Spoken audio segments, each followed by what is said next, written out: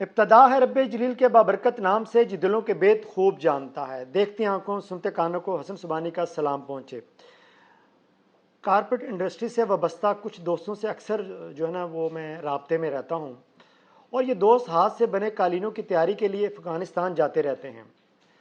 دوست سے ملاقات ہوئی تو میں نے پوچھا افغان طالبان کے آنے کے بعد آپ کو وہاں کیا تبدیلی نظر آئی، مجھے سب کچھ بتاؤ۔ اچھا، کچھ خاص باتیں انہوں نے مجھ سے کہیں۔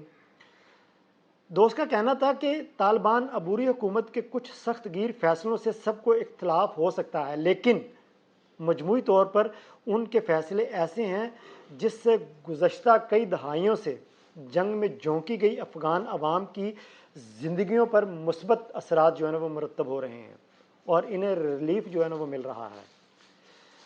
اس دوست نے بتایا کہ ہمارے ہاں تو عام ڈاکٹروں کی فیس نہیں دی جا سکتی، اسپیشلسٹ اور پروفیسر تو دور کی بات، افغان حکومت نے پروفیسر، اسپیشلسٹ اور ڈاکٹرز کی فیس مقرر کر دی ہے۔ Professor doctors 200 Afghani, specialist 150 Afghani اور عام MBBS 100 افغانی فیس لے سکے گا، مطلب 200، 150 اور 100 روپیہ۔ سب سے اہم یہ ہے کہ جس نے خلاف ورزی کی اس کا کلینک سیل ہو جائے گا، وہ شکایت کا حق نہیں رکھے گا۔ میں صرف یہی کہوں گا یہاں بھی کچھ خدا کا خوف کر لیا جائے، اگر ڈاکٹر کچھ خدا کا خوف کر لیں تو زیادہ بہتر ہوگا۔ یہاں ہمارے جو ہے نا وہ پرائیویٹ کلینک اور اسپتالوں میں ہم دیر نگری جناب ہے، کوئی پوچھنے والا نہیں، لٹ مچا رکھی ہے۔ ہمارے ہسپتالوں میں مریض ٹھیک ہونے کی بجائے وہاں سے نفسیات کا مریض بن کر آتا ہے، یقین جانیے۔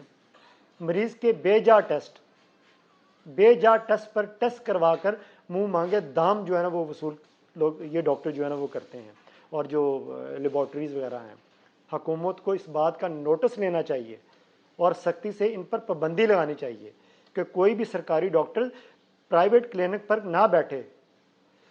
اس نے مجھے بتایا کہ اپنا یہ ڈاکٹر جو ہے نا وہ اپنا کمیشن مطلب انہوں نے بنانا ہوتا ہے، رکھتے ہیں، یہ مریضوں کی مجبوری کو نہیں دیکھتے، غیر ضروری ٹیسٹ کروا کر ان سے ہزاروں روپے وصول کرتے ہیں۔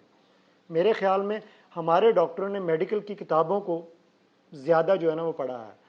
اگر میڈیکل کی کتابوں کے ساتھ اگر دین کو بھی تھوڑا سا پڑھ لیتے تو شاید بہت اچھا ہوتا۔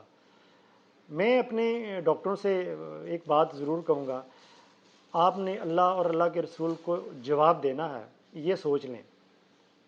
اگر سوچ لیں، سمجھ لیں تو یہ اچھی بات ہوگی۔ بیچارے اس طرح کے مریض بھی ہوتے ہیں جو فیس پے نہیں کر سکتے۔ یقین جانیے کہ اندر جب ہم ڈاکٹر کے پاس جاتے ہیں نا، 4-5 ہزار روپے فیس پے کرتے ہیں، اندر جاتے ہیں تو پوچھتا ہے جی کی گل ہے، دستا جی ڈاکٹر صاحب اے پرابلم ہے، وہ صرف 2 لائنیں، اچھا جی یہ دوائی کھائیں تو چلو جائیں، اگلے کا 2-4-5 ہزار ہو گیا۔ ڈاکٹر صاحب کوئی خدا کا خوف کر لیں۔ میں دوبارہ یہ کہوں گا کہ آپ نے اللہ اور اللہ کے رسول کو جواب دینا ہے۔ آپ سب کا بہت شکریہ۔